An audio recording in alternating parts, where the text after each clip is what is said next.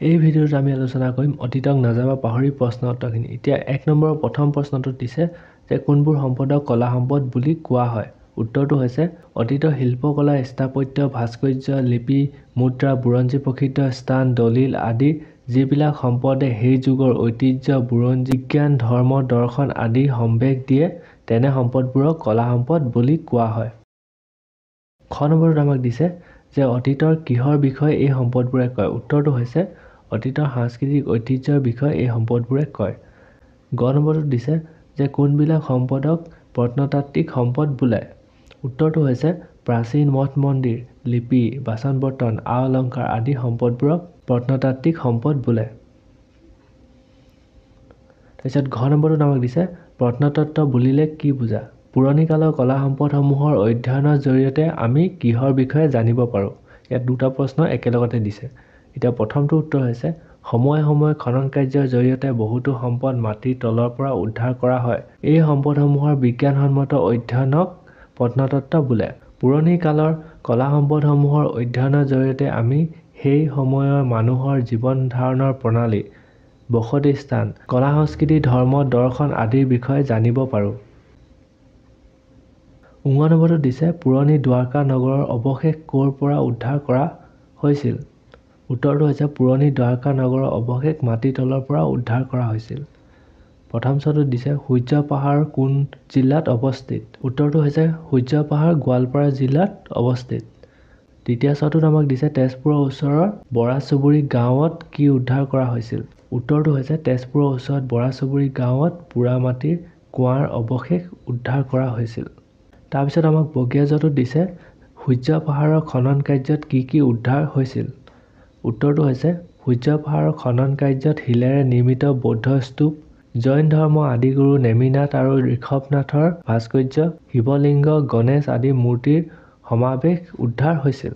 ঝটোত আমাক দিছে গোৱালপাৰা জিলাৰ পাগলাটেকত কি উদ্ধাৰ হৈছিল। উত্তৰটো হৈছে গোৱালপাৰা জিলাৰ পাগলাটেকত পোৰা মাটিৰ বৌদ্ধ স্তূপৰ বিৰল ভাস্কৰ্য উদ্ধাৰ হৈছিল।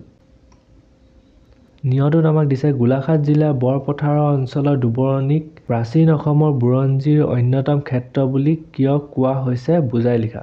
উত্তৰটো হৈছে এই অঞ্চলৰ ওচৰে পাজৰে উদ্ধাৰ হোৱা প্ৰাচীন লিপিসমূহৰ পৰা আমি সমাজ, ধৰ্ম, সাহিত্য, ৰাজনৈতিক দিশ আদিৰ অনেক তথ্য পাওঁ। কেৱল লিপিয়েই নহয়, দুবৰণী অঞ্চলত প্ৰত্নতাত্ত্বিক খনন কাৰ্যৰ দ্বাৰা উদ্ঘাটন কৰা প্ৰাচীন ইটাৰে নিৰ্মিত মন্দিৰৰ ভেটি, শিৱলিংগ আদিয়ে অতীতৰ দুবৰণী অঞ্চলৰ বিকাশ লাভ কৰা ভাস্কৰ্য আৰু স্থাপত্য কলাৰ ইংগিত বহন কৰিছে। মণিয়াটটোত আমাক দিছে গুৱাহাটী মহানগৰৰ আমবাৰী অঞ্চলত খনন কাৰ্যৰ দ্বাৰা কিহৰ মূৰ্তি উদ্ধাৰ হৈছিল।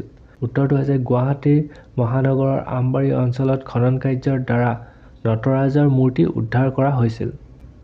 মণিয়াটটোত আমাক দিছে যে শিৱসাগৰ জিলাৰ চৰাইদেউত আহোম স্বৰ্গদেউৰ সমাধিক্ষেত্ৰ মৈদামসমূহ উদ্ধাৰ হৈছে।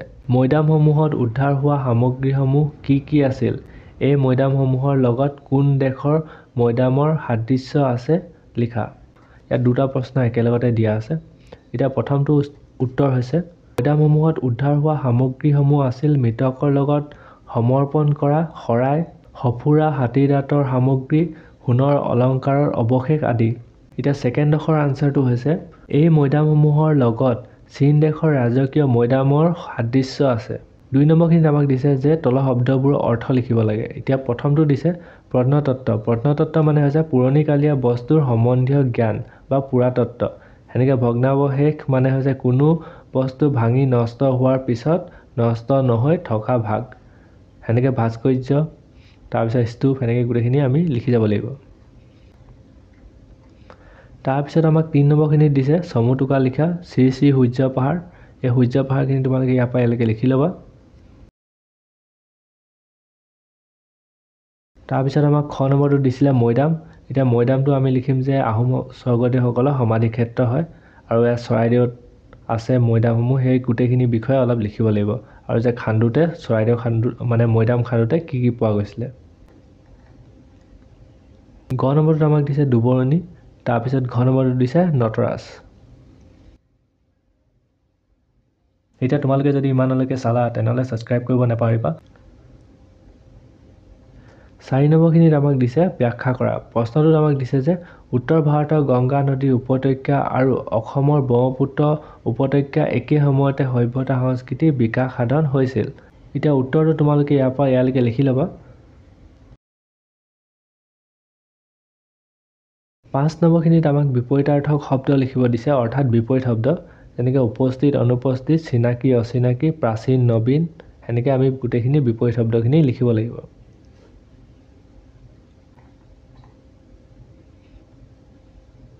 ছয় নম্বৰটোত আমাক দিছে বাক্য ৰচনা কৰা। এতিয়া প্ৰথমটোত আমাক দিছে ভগ্নাৱশেষ। এতিয়া আমি ইয়াৰ বাক্য ৰচনা কৰিম যে শ্ৰী শ্ৰী সূৰ্য পাহাৰত প্ৰাচীন মঠ মন্দিৰৰ ভগ্নাৱশেষ পোৱা গৈছিল। ছেকেণ্ডটোত আমাক দিছে ইতিহাস। অসমৰ প্ৰাচীন সভ্যতা সংস্কৃতিৰ ইতিহাস বৰ চহকী। সেনেকৈ উদ্ঘাটন, তাৰপিছত আমি লিখিম উদ্ধাৰ, নিৰ্মাণ, সেনেকৈ গোটেইখিনি বাক্য ৰচনা চাই ইয়াৰ পৰা লিখি ল'বা। তাৰপিছত আমাক 7 নম্বৰখিনিত দিছে যে এটা শব্দত প্ৰকাশ কৰা। কটোত আমাক দিছে কোনো বস্তু ভগা ছিগা অংশবোৰ আমি ভগ্নাৱশেষ বুলি কওঁ। তাৰপিছত সেনেকেই খটোত আমাক দিছে প্ৰাচীন যুগৰ সম্পদসমূহৰ বিষয়ে কৰা অধ্যয়ন। উত্তৰটো হৈছে প্ৰত্নতত্ত্ব। তাৰপিছত গটোত দিছে প্ৰাচীন যুগৰ সম্পদসমূহৰ সংৰক্ষণ কৰি ৰখা স্থান, সংগ্ৰহালয়। ঘ নম্বৰটোত আমাক দিছে শিলত কটা শিল্প, ভাস্কৰ্য। 8 নম্বৰটোত আমাক দিছে তলৰ প্ৰশ্নকেইটাৰ উত্তৰ দিয়া। এতিয়া ক নম্বৰটোত আমাক দিছে অভাৰহেড প্ৰজেক্টৰ বুলিলে কি বুজা? উত্তৰটো হৈছে অভাৰহেড প্ৰজেক্টৰ বুলিলে এবিধ প্ৰক্ষেপণ যন্ত্ৰক বুজা যায়। খটোত আমাক দিছে যে অভাৰহেড প্ৰজেক্টৰৰ সহায়ত কি কৰিব পাৰি? উত্তৰটো হৈছে অভাৰহেড প্ৰজেক্টৰৰ সহায়ত স্বচ্ছ কাগজত লিখি লোৱা কথা বা ছবি প্ৰতিফলক পৰ্দাত ডাঙৰকৈ দেখুৱাব পাৰি। গটোত আমাক দিছে প্ৰত্নতাত্ত্বিক সম্পদৰ সময় নিৰূপণ কৰা ব্যৱস্থাটোক কি বুলি কোৱা হয়? উত্তৰটো হৈছে প্ৰত্নতাত্ত্বিক সম্পদৰ সময় নিৰূপণ কৰা ব্যৱস্থাটোক কাৰ্বন 14 মেথড বুলি কোৱা হয়। ঘটোত আমাক দিছে প্ৰত্নতাত্ত্বিক খনন কাৰ্য সমাধা হোৱা ঠাই কেইখনমানৰ নাম লিখা। উত্তৰটো হৈছে ঠাই কেইখনমানৰ নাম হ'ল আমবাৰী, মদন কামদেৱ, দ পৰ্বতীয়া, দুবৰণী, শ্ৰী শ্ৰী সূৰ্য পাহাৰ আৰু ননাথ। 19 নম্বৰটোত আমাক দিছে লিপিসমূহৰ অধ্যয়নে কি কি তথ্য যোগান ধৰে? উত্তৰটো হৈছে লিপিসমূহৰ অধ্যয়নে ৰাজনৈতিক, সামাজিক, অৰ্থনৈতিক আদি নানান তথ্যৰ যোগান ধৰে। এতিয়া তোমালোকে যদি ইমানলৈকে চালা তেনেহ'লে ছাবস্ক্ৰাইব কৰিব নাপাহৰিবা।